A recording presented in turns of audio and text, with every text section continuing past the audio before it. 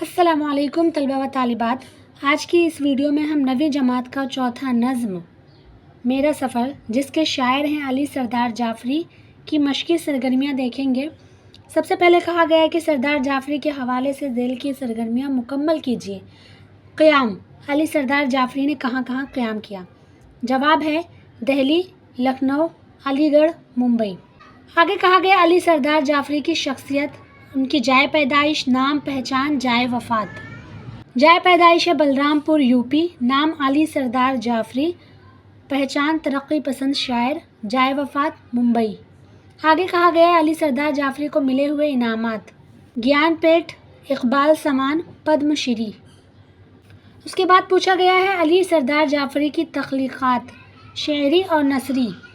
شعری، اس میں ان کی تخلیقات کیا ہیں؟ پتھر کی دیوار، ایک خواب اور پیراہن شرر، لہو پکارتا ہے۔ نثری تخلیقات ان کی ترقی پسند ادب، لکھنؤ کی 5 راتیں، پیغمبرانہ سخن، اقبال شناسی۔ آگے پوچھا گیا کہ سبق کے حوالے سے سرگرمیاں مکمل کیجیے۔ نمبر 1، کالے سمندر سے شاعر کی مراد؟ جواب آگے ہی دیا گیا ہے، موت۔ نمبر 2، کالے سمندر میں ختم ہو جانے والی چیزیں، ساری شکلیں اور ساری راگنیاں۔ جیسے کہ آپ دیکھیں گے کہ یہاں پر اس مصرعے میں آیا ہے، ساری شکلیں کھو جائیں گی، سب راگنیاں سو جائیں گی۔ تو اس کا جواب کیا ہے کہ کالے سمندر میں ختم ہونے والی ساری شکلیں اور ساری راگنیاں یہ چیزیں ہیں، ٹھیک ہے۔ نمبر 3، نظم سے متضاد الفاظ کی 2 جوڑیاں لکھنے کو کہا گیا ہے۔ سوتا جاگتا، مر امر، امر یعنی کبھی نہ مرنے والا۔ نمبر 4، نظم سے ہم معنی الفاظ کی 2 جوڑیاں لکھنے کو کہا گیا ہے۔ نظم میں ہم معنی الفاظ کی ایک بھی جوڑی نہیں ہے۔ آگے کہا گیا ہے کہ ذیل کی سرگرمیوں کو مختصراً مکمل کیجیے۔ نظم میرا سفر میں مذکورہ زمانہ حال کے بارے میں لکھیے۔ جواب، نظم میرا سفر میں شاعر نے زندگی کے سفر کو بیان کیا ہے۔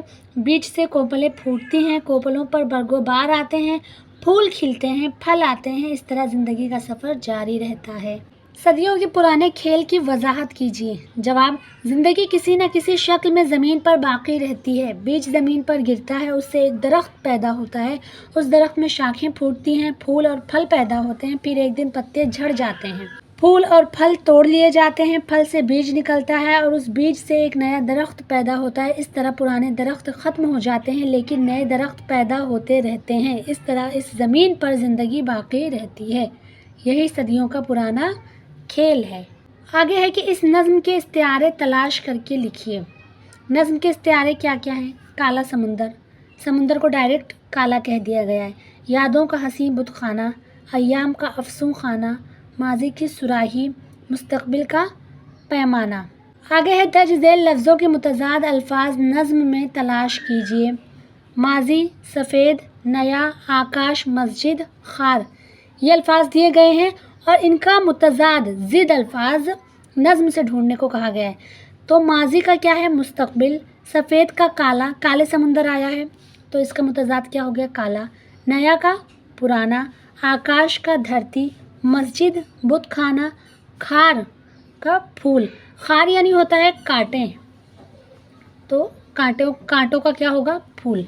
آگے پوچھا گیا ہے درج ذیل اشعار کی تشریح کیجیے۔ میں سوتا ہوں اور جاگتا ہوں اور جاگ کے پھر سو جاتا ہوں، صدیوں کا پرانا کھیل ہوں میں مر کے امر ہو جاتا ہوں۔ یہ اشعار علی سردار جعفری کی نظم میرا سفر سے ماخوذ ہیں یعنی لیا گیا ہے۔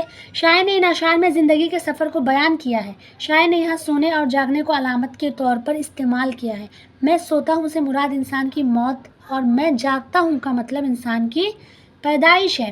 ایک انسان مرتا ہے تو اسی وقت دوسرا انسان پیدا ہوتا ہے۔ اس طرح انسانوں کے پیدا ہونے اور مرنے کا سلسلہ تواتر سے جاری ہے۔ زندگی اور موت کا یہ کھیل صدیوں پرانا ہے، اس لیے میں مر کے بھی نہیں مرتا کیونکہ میں پھر زندہ ہو جاتا ہوں، یعنی میں امر ہوں۔ اس طرح شاعر نے زندگی کے سفر کے تسلسل کو بڑی خوبصورتی سے بیان کیا ہے۔ تو آج کے لیے بس اتنا ہی۔ ویڈیو کو لائک کیجیے، شیئر کیجیے اپنے دوستوں سے، اور اگلی ویڈیو کون سے ٹاپک پہ ہونا چاہیے کمنٹ میں یہ بھی ضرور بتائیے۔